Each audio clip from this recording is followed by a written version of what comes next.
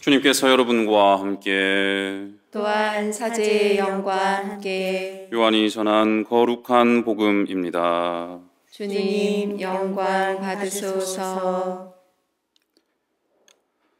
그때 예수님께서 제자들에게 말씀하셨다. 누구든지 나를 사랑하면 내 말을 지킬 것이다. 그러면 내 아버지께서 그를 사랑하시고 우리가 그에게 가서 그와 함께 살 것이다.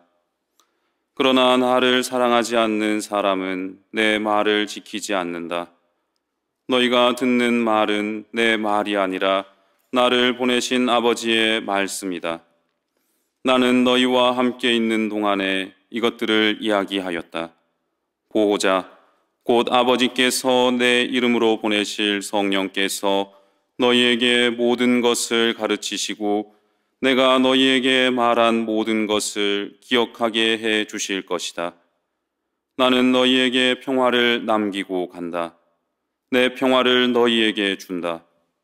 내가 주는 평화는 세상이 주는 평화와 같지 않다. 너희 마음이 산란해지는 일도 겁을 내는 일도 없도록 하여라. 나는 갔다가 너희에게 돌아온다. 고한 내 말을 너희는 들었다. 너희가 나를 사랑한다면 내가 아버지께 가는 것을 기뻐할 것이다. 아버지께서 나보다 위대하신 분이시기 때문이다. 나는 일이 일어나기 전에 너희에게 미리 말하였다. 일이 일어날 때에 너희가 믿게 하려는 것이다. 주님의 말씀입니다. 그리스도님 찬미합니다.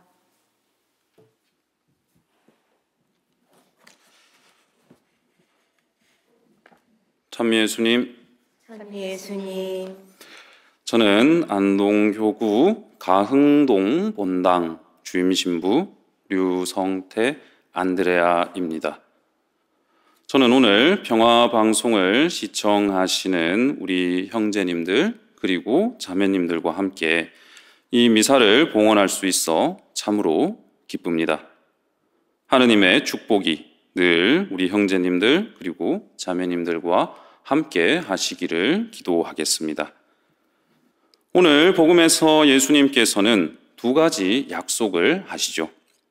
첫째는 보호자 성령을 제자들에게 그리고 당신의 사람들에게 주실 것이라는 약속이고, 둘째는 세상이 주는 평화와 다른 예수님의 평화를 주시겠다라는 약속입니다. 이것은 일종의 계약의 형태를 띠는 것으로 예수님을 사랑하고 그분의 말씀을 잘 지켜야 한다라는 조건이 있습니다. 이 조건을 충실히 잘 지킨다면 성부, 성자, 성령께서 당신을 믿는 사람과 함께 살아주신다라는 것이죠. 단순히 축복을 넘어서 무려 그와 함께 살아주신다라는 것입니다. 함께 산다, 머무른다라는 것은 하느님께서 믿는 이에게 오시어 그를 차지하신다라는 것으로 그분께서 아끼시는 그분의 소유가 된다라는 것입니다. 이로써 믿는 사람의 몸과 마음이 그분께서 머무시는 자리, 그분의 거처, 성전이 되는 것이죠. 그렇다면 우리는 예수님을 믿고 따르는 그분의 제자 아니겠습니까? 이 축복의 말씀은 우리 모두에게 해당되는 것입니다. 물론 이는 하느님의 은총 안에서 그리고 성령님을 통해서 가능한 것이죠. 이어서 예수님께서는 내 평화를 너희에게 준다라고 말씀하시면서 평화를 약속해 주십니다. 이 평화는 세상이 주는 평화와 같지 않죠. 유다 전통에서 평화, 즉 샬롬은 좋은 것을 모두 합쳐놓은 상태로, 이를 오늘 말씀에 접목시켜 보면 성부, 성자, 성령께서 함께 하시면서 그를 지켜주시고 아껴주신다라는 것을 생각해 볼 수가 있습니다. 즉 하느님께서 주시는 평화는 세상이 주는 평화와 분명 다르다는 것을 우리는 알 수 있는 것이죠. 그리하여 오늘 복음은 하느님께 대한 믿음 안에서 예수님께서 주신 서로 사랑하라는 계명을 충실히 지켜서 그분께 대한 사랑을 드러내고 그 사랑을 통하여 삼위일체 하느님과 일치하여 그분의 친교 안으로 들어오라는 예수님의 초대이자 그렇게 살아가라는 당부이다라고 할 수가 있습니다.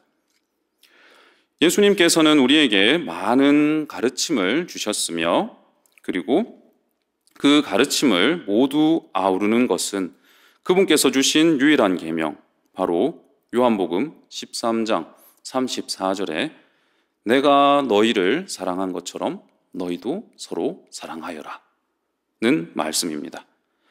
예수님께서는 먼저 우리를 사랑하셨고 당신의 사랑이 어떠한 것인지를 복음을 통하여 사도들과 교회의 전통을 통하여 우리에게 보여주셨습니다.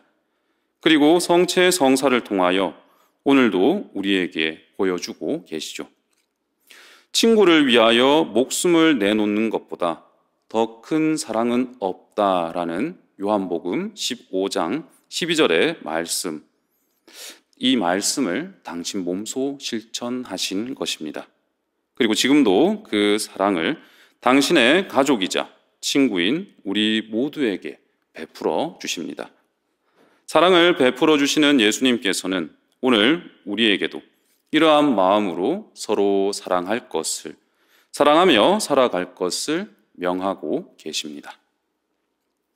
이러한 측면에서 저는 그리고 저희 안동교구 강동 본당 공동체는 우리 형제님들 그리고 자매님들의 사랑이 절실히 필요합니다.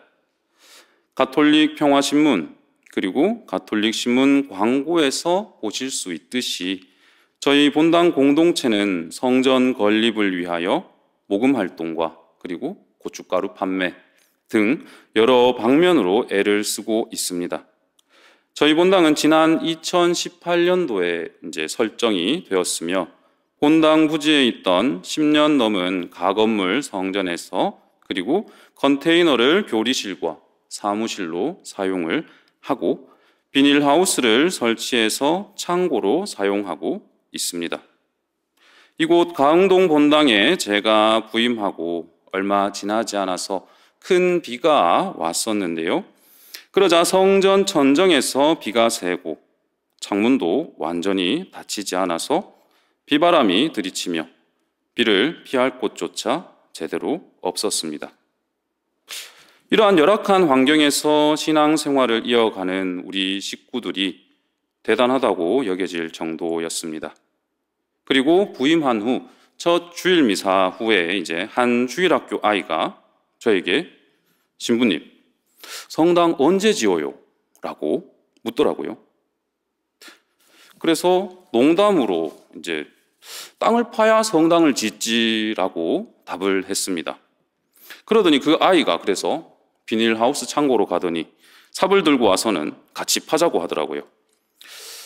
훗날 우리가 없더라도 이 아이들에게만큼은 신앙의 보금자리가 있었으면 좋겠다라는 생각을 했습니다. 그리고 그 아이들이 우리의 마음을 알고 우리를 위해 기도해 주기를 바라는 마음이 또 들었습니다. 또한 어르신들도 저에게 와서 얼른 성전을 지었으면 좋겠다라고 말씀을 하시면서도 제 걱정을 참 많이 해 주시더라고요. 혼자서 모든 일을 도맡아 하고 있으니 우리 신부님 건강해질까 걱정을 많이 하시면서 반찬도 주시고 이것저것 잘 챙겨 주십니다. 그래서 지금은 어느 자매님이 음식을 잘 하시는지 대충은 알고 있습니다. 아무튼 어른, 아이 할 것 없이 모두가 성전 건립, 하느님의 집을 만드는 데 이를 원하고 있다라는 것을 몸과 마음으로 느끼게 되었습니다. 그래서 이러한 우리 신자분들의 말씀에 저는 성전은 제가 짓는 것이 아닙니다. 하느님께서 지어 주시는 것입니다.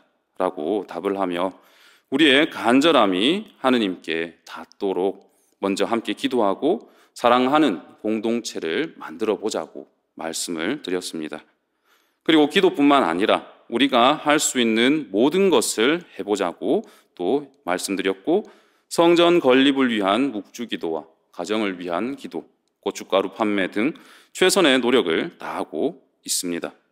분명 하느님께서도 우리의 기도와 노력을 외면하지 않으실 것입니다. 그래서 짧은 사제 생활이지만 제가 바라본 하느님께서는 당신의 사랑을 당신의 사람들을 통하여 이루신다라는 것이었습니다.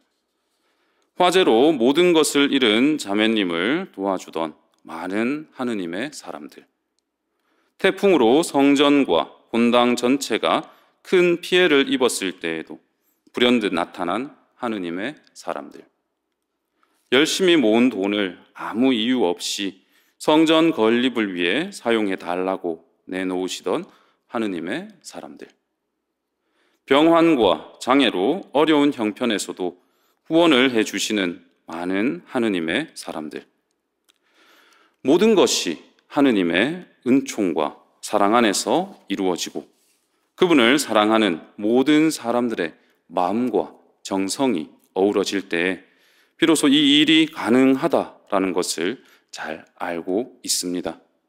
그리고 그러한 당신의 사람에게 하느님께서는 더 큰 자비와 사랑을 주신다는 것 또한 알고 있습니다. 우리 모두는 하느님의 사람입니다. 우리 형제님들 그리고 자매님들을 통해 하느님께서 당신의 사랑을 이루실 수 있도록 많은 도움 부탁드립니다. 힘들고 어려운 이 시기에 이러한 부탁을 드리게 되어 참으로 송구스러운 마음입니다. 도움 주시는 모든 분들과 이 미사에 함께 하시는 모든 분들이 늘 주님 안에서 행복하시기를 저와 우리 가흥동 본당 공동체가 기도하겠습니다.